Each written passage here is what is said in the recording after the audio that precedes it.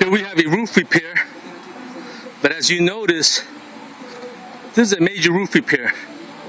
What happened is a tree fell on the roof, and as you notice, the rafters it broke the rafters that held the frame of the roofing together.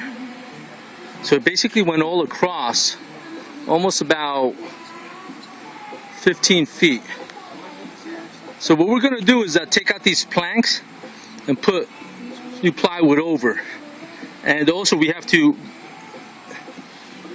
take out the rafters and put new beams. What's that? Give you a little better angle shot of this.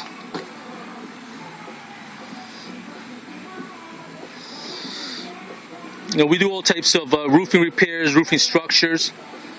If you have any damage in your house regarding a tree or the weather that has caused some deep damage, give us a call at 973-487-3704. And we'll keep you updated with how this structure is coming about. Just go to our website, njdiscountvinylsiding.com. Siding, roofing, exteriors, remodeling.